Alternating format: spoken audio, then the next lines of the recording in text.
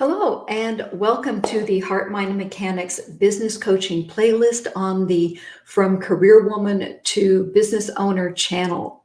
Nice to see you here. Today, I want to add on to a video that I did previously, which was Who Do You Want to Serve? In that video, we talked about figuring out your ideal client within the niche that you had decided. So if your niche was serving chiropractors, then who was your ideal client? Was it a chiropractor in a specific area who specialized in back pain, for example? It was basically taking your ideal client down to a much lower level than simply deciding on the niche and looking at demographics.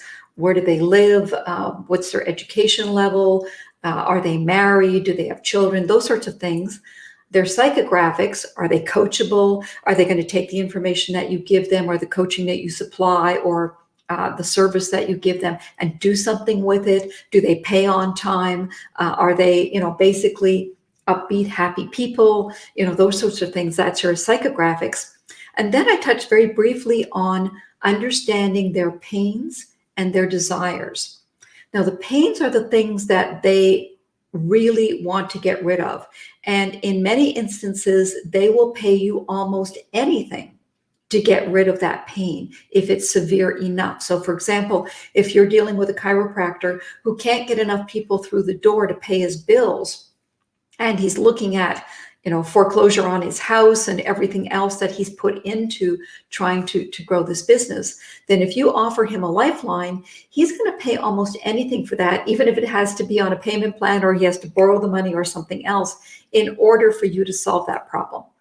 The other part of it is the desire. He wants something. Maybe he wants to earn a specific amount of money to give his family the lifestyle that they've always dreamed about. And so he's going to want to pay you to get him closer and closer to that desired land, if you like. So if you have a situation where you've been through the 5 questions and you've decided what it is that you want to produce and you've created the world's best product or service and you've put it out there and it's simply not selling, then you may be starting to doubt, well, maybe it's my expertise. Maybe I've chosen the wrong niche. Maybe I've chosen the wrong ideal client. Maybe. Now, there can be any number of reasons why your product or service isn't selling. But the most likely thing is that you really haven't done a good enough job in figuring out what the pains are and the desires are of your ideal client. You may have the perfect niche for you. You may have the perfect ideal client for you. You just haven't dug down deeply enough to figure out what their pain is and what that desire is so that you can truly highlight that in the product or service that you are delivering. And it may be that even if you've done that in the product, in your marketing, you're not highlighting that well enough. Now, if the product addresses that pain or that desire specifically well enough, then it's an easy fix. Just change your marketing and things will start to take off. But if you haven't addressed it well enough in that product or service, then you need to go back and do a little bit of rework. Now, you may be saying, well, I thought I had it. I thought I understood them well enough. So what do I do now? Well, there are a number of things that you can do. And this really goes back to the research. So first thing would be to take a look at the people that are your ideal clients and figure out, where do they hang out? Where do they hang out on forums? Where do they hang out on social media? What do they read? What television programs do they watch if they watch television? What movies do they watch? And basically look at the conversations around those things. So if you have a group, for example, that hangs out on Reddit, then go to that forum and look at the sorts of questions that are being asked. Look at the sorts of complaints or pain that's being voiced there. Look at the desires that people are putting up there so that you can dig deeper into what it is that your ideal client is looking for. If it's social media, then go out on social media to the groups where these people hang out and Same thing. Look at the conversations. And of course, if you can add into those conversations and provide a helping hand, then go ahead and do that so people get to know you, get to know that you have expertise in that area. So first thing is to start digging down farther. The other thing that you can do is obvious. Ask people. Go find your ideal clients, and it may be anywhere. It might be in a networking group. It might be online. It may be anywhere. And start asking them, what is their biggest pain? What is their greatest desire? Do they have any idea how to go from one to the other? And maybe in return for answering those questions, you give them something, a white paper that you've written, or a small program that you have that normally sells for $7, and you give it to them for free. But somehow you reward them for being honest with you, because that's what you really want. You want to find those people and then spend time with them to find out what is their biggest issue. What is the biggest problem that they have, that they would pay almost anything to solve. And you may be surprised. Certainly the things that you think you know are probably going to be on the list, but they may not be the things that are causing the most pain. For example, if you help new moms set up online businesses, for example, you might think that their biggest pain is technology, when their biggest pain is actually finding a way to get the children handled so that they can spend a couple of hours a day on your program putting the technology together.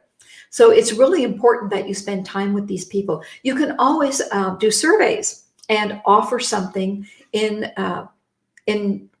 return for the responses that you get back. So if people actually go through the survey and provide you with information, then you can give each of them an ebook or something that will be helpful. And you can even say, and to the people who have the most detailed answers, or the most innovative answers, or the things that really are that ring true the most, or whatever it is that you want, you will give a special grand prize.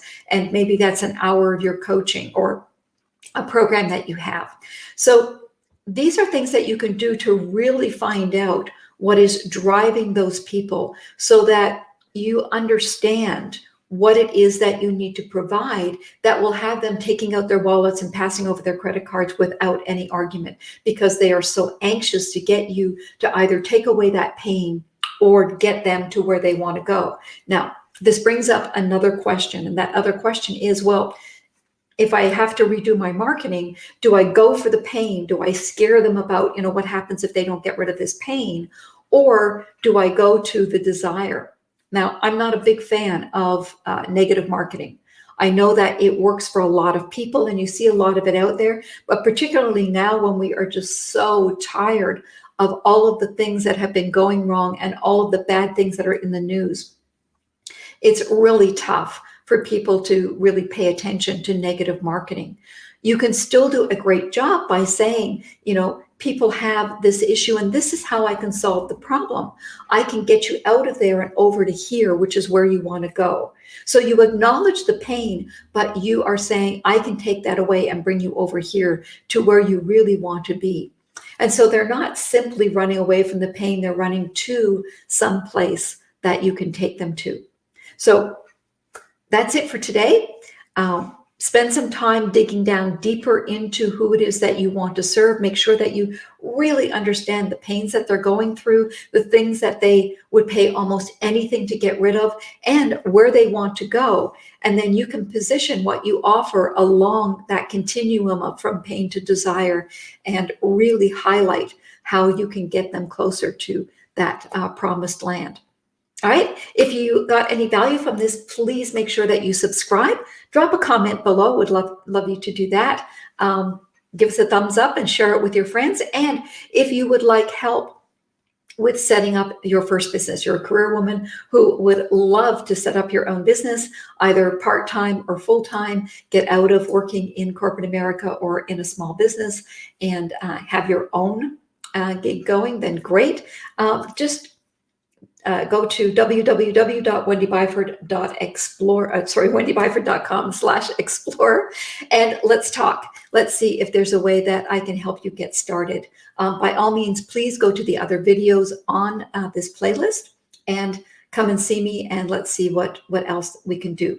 Again, that's www.wendybyford.com/explore, and we'll see whether or not I can help you build the business of your dreams. Take care, everyone. Bye-bye.